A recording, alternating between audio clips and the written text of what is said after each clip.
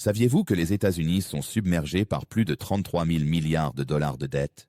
Et si le pays ne peut plus emprunter d'argent, nous pourrions faire face à une catastrophe financière comme personne n'en a jamais vu. Mais voici le vrai problème, il n'y a pas que Washington qui est en difficulté. Des États à travers tout le pays tiennent déjà à peine le coup, et lorsque la bulle de la dette finira par éclater, les premiers à tomber pourraient bien être ceux auxquels on s'attend le moins. Que se passerait-il si votre État était l'un des premiers à s'effondrer? Restez avec nous pour le découvrir. Cela pourrait tout changer. Numéro 10. L'Illinois. L'Illinois est un État au bord de l'effondrement financier, avec Chicago au cœur de ses difficultés. Autrefois puissance industrielle du Midwest, l'Illinois fait aujourd'hui face à une réalité difficile. Sa dette liée aux retraites devient incontrôlable, menaçant de saper les fondations mêmes de l'État. L'État consacre près de 20 centimes de chaque dollar uniquement au paiement des obligations de retraite, un montant qui ne cesse d'augmenter d'année en année.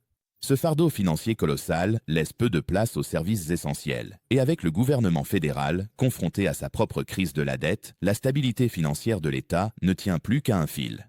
Si Washington réduit les financements fédéraux, l'Illinois pourrait être confronté à un effet domino de fermeture et de coupe dans les services. L'État dépend fortement des fonds fédéraux pour soutenir la santé, l'éducation et les infrastructures qui sont déjà dans un état précaire. Les hôpitaux à travers l'Illinois pourraient être en sous-effectif ou même fermés complètement, laissant des milliers de personnes sans soins adéquats. Les écoles, dont beaucoup peinent déjà avec des classes surchargées et des ressources obsolètes, pourraient subir des coupes budgétaires drastiques. Les routes, les ponts et les systèmes de transport en commun, qui montrent déjà des signes de dégradation, se détérioreraient encore davantage, rendant la vie quotidienne difficile pour les habitants. L'impact de ces coupes ne serait pas ressenti uniquement par le gouvernement, mais aussi par les citoyens au quotidien. Les familles qui dépendent des services publics feraient face à des conséquences graves, les plus vulnérables étant les plus touchés. Imaginez attendre dans une salle d'urgence bondée pour découvrir que l'hôpital manque de personnel et de financement. Ou imaginez la classe de votre enfant qui s'agrandit chaque année avec de moins en moins d'enseignants et de ressources disponibles. Il n'est pas difficile d'imaginer comment l'Illinois pourrait s'effondrer sous le poids de sa dette, avec des services essentiels qui s'effritent à mesure que l'aide fédérale disparaît. Numéro 9. Le New Jersey. Le New Jersey est un État où les impôts élevés et la dette croissante font partie du quotidien. En tant que l'un des États les plus taxés du pays, les habitants du New Jersey ressentent déjà la pression. Mais il n'y a pas que les impôts qui posent le problème. Ce sont aussi les obligations de retraite de l'État qui ont explosé pour dépasser les 200 milliards de dollars. Ces promesses non financées menacent désormais d'engloutir le budget de l'État. La vraie question est, que se passera-t-il lorsque la capacité du New Jersey à emprunter s'épuisera et que l'aide fédérale commencera à ralentir ou à disparaître? Si Washington réduit son soutien, le New Jersey sera contraint de prendre des décisions difficiles. La dépendance de l'État aux fonds fédéraux pour la santé, l'éducation et les infrastructures signifie que des coupes dans ces domaines auraient un impact rapide et brutal. Les écoles publiques, déjà confrontées à des problèmes de financement, pourraient voir des licenciements d'enseignants, une augmentation de la taille des classes et une réduction des programmes essentiels. Les transports publics, qui sont une bouée de sauvetage pour de nombreux habitants, pourraient subir des réductions de services ou des hausses de tarifs, rendant les déplacements encore plus difficiles. Et les services de santé, en particulier Medicaid, seraient probablement soumis à une forte pression, laissant les familles à faible revenu sans l'aide dont elles ont désespérément besoin. L'impact sur l'économie du New Jersey se ferait sentir au-delà des services publics. Les personnes aisées, déjà accablées par des impôts élevés, pourraient quitter l'État à la recherche d'un coût de la vie plus abordable. Les entreprises pourraient également suivre le mouvement, cherchant des États offrant un climat fiscal plus avantageux. Cela pourrait entraîner un exode massif, affaiblissant encore davantage la base financière déjà fragile de l'État. Dans un État déjà confronté à un déficit structurel, la combinaison d'une baisse des recettes fiscales et d'une augmentation de la dette créerait un véritable cauchemar économique. Si vous avez trouvé cet aperçu des vulnérabilités financières du New Jersey révélateur, n'oubliez pas de vous abonner et de rester informé sur les autres États qui pourraient s'effondrer en cas de crise de la dette nationale. Numéro 8. La Californie. La Californie, 5e économie mondiale, semble invincible à première vue. Avec son industrie technologique florissante, son tourisme dynamique et sa vaste base agricole, elle semble réunir tous les ingrédients pour une réussite à long terme. Cependant, derrière cette façade éclatante, la situation financière de la Californie est loin d'être stable. L'État porte une dette de plus de 521 milliards de dollars, Un montant vertigineux qui le place dans une position précaire, surtout en période de ralentissement économique. Si une récession survient, la Californie sera l'un des États les plus durement touchés, avec un risque important de coupes sévères dans les services publics et les infrastructures.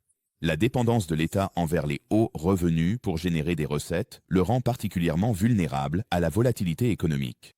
Plus de la moitié des recettes de l'impôt sur le revenu de la Californie provient d'à peine 1% des individus les plus riches de l'État, ce qui signifie qu'en cas de krach boursier ou de turbulence sur les marchés financiers, la base fiscale de l'État peut se réduire de façon spectaculaire.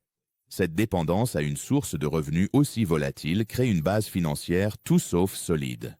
Un important effondrement des marchés, déclenché par une crise de la dette nationale plus large, laisserait la Californie en difficulté pour combler les déficits budgétaires, obligeant l'État à procéder à des coupes profondes dans des secteurs essentiels comme l'éducation, la santé et la sécurité publique.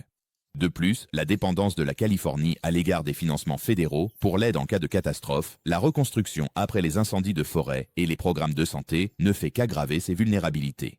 Si Washington réduit son soutien financier, l'État pourrait être confronté à une crise majeure. Les incendies de forêt, qui sont devenus plus fréquents et plus intenses ces dernières années, pourraient ne plus bénéficier de l'aide nécessaire aux efforts de reconstruction, entraînant des ravages prolongés. De même, des programmes comme Medical, qui offrent des soins de santé aux résidents à faible revenu, pourraient subir des coupes drastiques, laissant des millions de Californiens vulnérables sans soins essentiels. Bien que la Californie ait déjà fait preuve de résilience par le passé, l'ampleur de son économie, combinée à ses profondes vulnérabilités, signifie que si la crise de la dette américaine s'accélère, les conséquences pour ce géant pourraient être bien plus graves que ce que l'on imagine. Numéro 7. New York. New York, souvent considéré comme le cœur battant de l'économie américaine, fait face à une crise financière qui pourrait ébranler la nation jusque dans ses fondements. L'État porte plus d'1 trillion de dollars de passifs totaux, incluant la dette, les retraites non financées et les promesses de soins de santé aux retraités. Ce chiffre colossal fait de New York l'un des États les plus endettés du pays, mais le véritable danger réside dans la forte dépendance de l'État aux fonds fédéraux. Plus de 30% du budget annuel de New York est financé par l'aide fédérale, dont une grande partie soutient Medicaid, l'éducation, les infrastructures et d'autres services essentiels. Si le gouvernement fédéral resserre les cordons de la bourse en réponse à une crise de la dette nationale, New York pourrait être contrainte de procéder à des coupes douloureuses. Une réduction du financement fédéral aurait des répercussions considérables dans tout l'État. Medicaid, qui coûte à New York plus de 90 milliards de dollars par an, pourrait subir des coupes massives, laissant des millions de résidents à faible revenu et de personnes âgées sans soins de santé essentiels. Le financement de l'éducation pourrait également connaître des réductions drastiques, entraînant potentiellement des licenciements, des effectifs de classe plus importants et une diminution des services dans les écoles de tout l'État. Les services publics, déjà sous pression, seraient réduits, affectant tout, des transports aux services sociaux.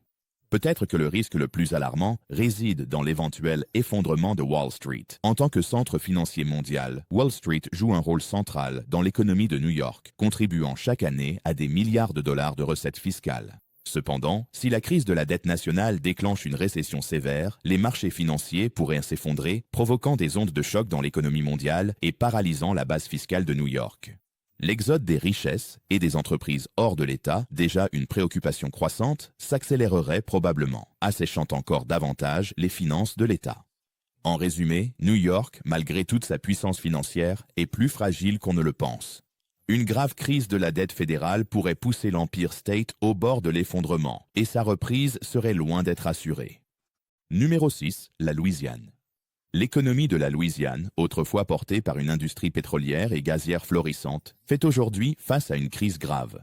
Pendant des décennies, l'État a fortement dépendu des combustibles fossiles pour faire tourner son économie. Cependant, avec l'élan mondial en faveur des énergies renouvelables et un marché pétrolier fluctuant, la dépendance de la Louisiane à ces industries l'a rendue vulnérable à une érosion économique. Alors que les prix du pétrole baissent et que les réserves de l'État s'amenuisent, la Louisiane se retrouve à la croisée des chemins, peinant à diversifier son économie. Cette dépendance à un secteur de plus en plus instable est périlleuse, surtout à une époque où le soutien fédéral pourrait se tarir. À ces vulnérabilités économiques s'ajoute la menace croissante du changement climatique. L'État n'est pas étranger aux ouragans et à la montée du niveau de la mer, qui continue de dévaster les communautés, de perturber l'économie et de mettre encore plus à rude épreuve les ressources de l'État. À mesure que ces catastrophes naturelles s'intensifient, le besoin d'aide d'urgence devient d'autant plus crucial. Cependant, si le gouvernement fédéral réduit son financement en raison de ses propres contraintes budgétaires, la Louisiane pourrait se retrouver sans les ressources nécessaires pour se remettre de ces événements catastrophiques. Avec une grande partie des infrastructures de l'État déjà en mauvais état, toute réduction de l'aide fédérale en cas de catastrophe ne ferait qu'aggraver la situation, laissant les communautés livrées à elles-mêmes après une tempête. La Louisiane dépend également fortement des financements fédéraux pour Medicaid, dont de nombreux habitants parmi les plus pauvres dépendent pour leur accès aux soins de santé. Une crise de la dette fédérale pourrait entraîner des coupes dans Medicaid, privant ainsi des milliers de personnes de services médicaux essentiels. Cela ne ferait qu'aggraver les inégalités déjà existantes en matière de santé, en particulier dans les communautés rurales et mal desservies. En somme, la forte dépendance de la Louisiane au pétrole, combinée à la menace croissante du changement climatique et à sa dépendance à l'aide fédérale, place l'État dans une position précaire. Si les ressources fédérales commencent à diminuer, la Louisiane pourrait connaître un effondrement économique et social qui serait extrêmement difficile à surmonter. Numéro 5. Le Nouveau-Mexique. L'économie du Nouveau-Mexique dépend fortement des financements fédéraux, ce qui en fait l'un des États les plus vulnérables en cas de crise de la dette aux États-Unis. Plus de 45% du budget total de l'État provient directement de Washington, un chiffre stupéfiant qui souligne la dépendance du Nouveau-Mexique aux programmes fédéraux. Ces fonds soutiennent un large éventail de services allant de l'éducation et de la santé aux bases militaires et aux infrastructures énergétiques. Mais que se passe-t-il lorsque cette bouée de sauvetage est coupée ? L'ensemble du cadre financier de l'État pourrait s'effondrer sous la pression, avec peu de ressources sur lesquelles se reposer. L'impact d'une réduction du soutien fédéral serait immédiat et généralisé. L'éducation au Nouveau-Mexique est déjà sous-financée, de nombreuses écoles peinant à fournir les ressources de base et à maintenir des ratios élèves-enseignants acceptables. Des coupes dans le financement fédéral aggraveraient ces difficultés, pouvant entraîner des licenciements d'enseignants, des classes plus surchargées et une diminution des opportunités éducatives pour les enfants à travers l'État. Dans un État où les résultats scolaires figurent déjà parmi les pires du pays, de telles coupes pourraient avoir des conséquences à long terme pour les générations futures. Les soins de santé constituent un autre domaine à risque. Une part importante du système de santé du Nouveau-Mexique est financée par des fonds fédéraux, notamment par le biais de Medicaid, qui couvre un grand nombre de résidents à faible revenu et vivant en zone rurale. Si l'aide fédérale à l'État est réduite, les prestataires de soins de santé pourraient avoir du mal à maintenir leurs services, en particulier dans les zones mal desservies. Pour de nombreux habitants du Nouveau-Mexique, en particulier ceux des communautés rurales, la perte d'accès aux services de santé essentiels pourrait être un coût dévastateur. Ce qui rend le Nouveau-Mexique encore plus vulnérable, c'est son manque de diversification économique. Bien que l'État bénéficie de la présence de laboratoires nationaux et des dépenses de défense, ces secteurs dépendent eux aussi fortement des financements fédéraux. En l'absence d'un secteur privé solide pour amortir le choc, le Nouveau-Mexique aurait beaucoup plus de difficultés à faire face à un effondrement financier. Face à une réduction du budget fédéral, la dépendance du Nouveau-Mexique envers Washington pourrait accélérer sa chute, laissant ses populations les plus vulnérables, exposées et sans solution. Numéro 4. Le Michigan. Les fondations économiques du Michigan ont longtemps reposé sur son industrie automobile, mais ces dernières années, cette dépendance est devenue une arme à double tranchant. L'État était autrefois le cœur de la fabrication américaine, Détroit ayant gagné son surnom de Motor City. Cependant, à mesure que la production mondiale évolue et que l'automatisation progresse, le secteur automobile autrefois florissant du Michigan est en déclin. Avec des emplois remplacés par des robots et la production qui s'expatrie, l'État fait face à d'énormes pertes d'emplois et à une baisse des recettes fiscales. Ce qui était autrefois une industrie florissante est désormais une source de vulnérabilité économique, laissant le Michigan exposé à un avenir incertain. À ces difficultés s'ajoute l'endettement massif du Michigan et ses engagements non financés qui n'ont fait qu'empirer ces dernières années. L'État est actuellement accablé par plus de 50 milliards de dollars d'obligations de retraite non financées ainsi que d'autres avantages postérieurs à l'emploi. Cette dette colossale pèse sur le budget du Michigan, ne laissant que très peu de marge de manœuvre ou de possibilités de croissance. La situation est d'autant plus grave que les obligations de retraite absorbent une part importante des dépenses de l'État. Cela signifie que même avec des recettes stables, le Michigan peine à répondre à d'autres besoins essentiels comme l'éducation, la santé et les infrastructures.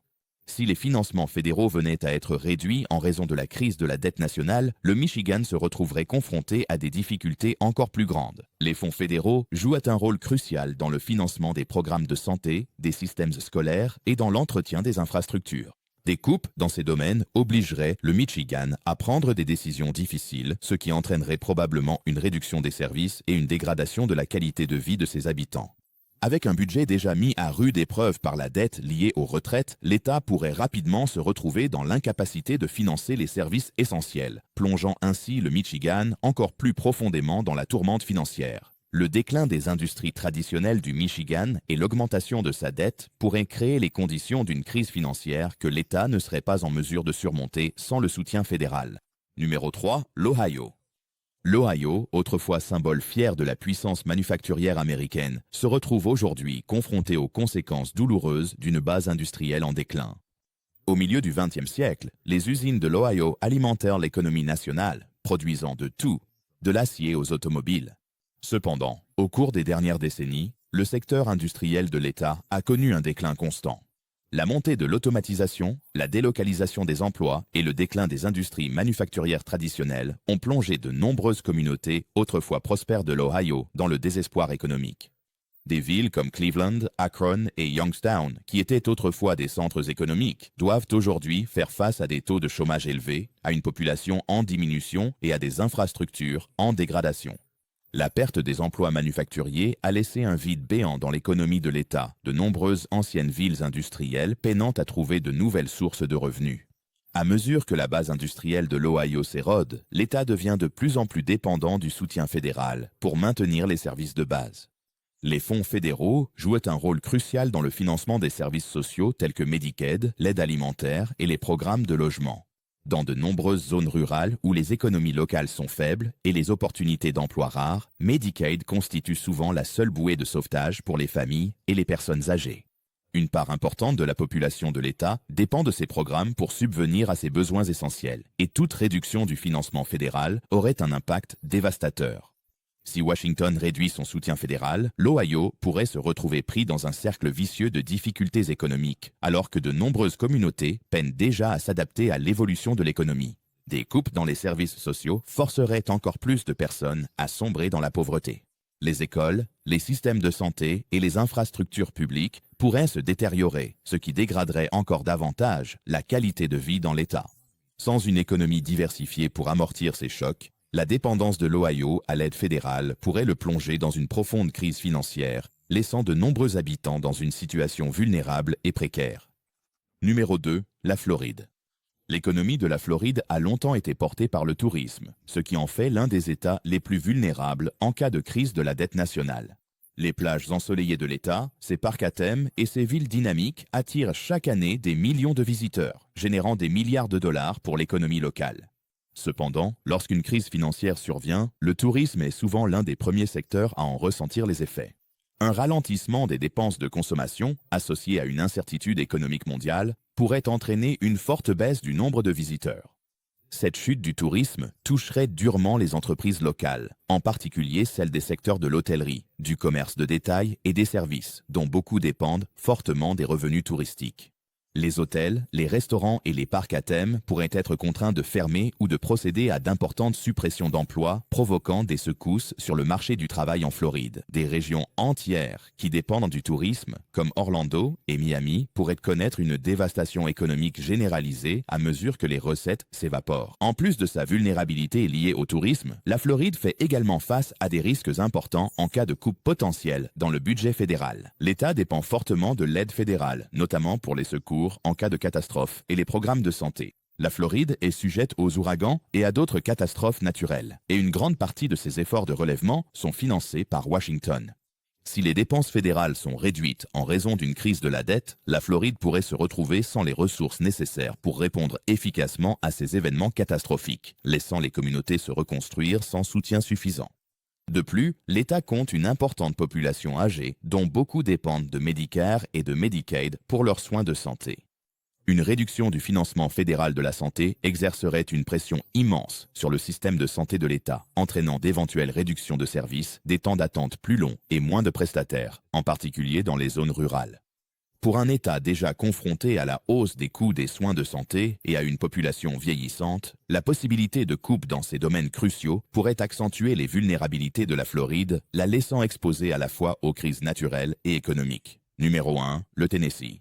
L'économie du Tennessee a longtemps été soutenue par l'industrie manufacturière, en particulier dans les secteurs de l'automobile et de la technologie. L'État abrite d'importantes usines de fabrication pour des marques mondiales, telles que General Motors, Nissan et Volkswagen, ce qui en fait un centre vital pour l'industrie automobile. De plus, le Tennessee a attiré d'importants investissements dans le secteur technologique, avec des entreprises comme Oracle et Google qui renforcent leur présence dans l'État. Cependant, cette dépendance à l'égard de l'industrie manufacturière, bien qu'avantageuse en période de croissance, rend le Tennessee vulnérable aux perturbations des chaînes d'approvisionnement mondiales, au ralentissement du marché ou aux évolutions du secteur. Un ralentissement significatif de la demande mondiale de voitures ou un éloignement de la fabrication traditionnelle pourrait avoir un impact profond sur la stabilité économique de l'État, avec des pertes d'emplois qui se répercuteraient sur les pôles industriels et des économies locales peinant à se relever.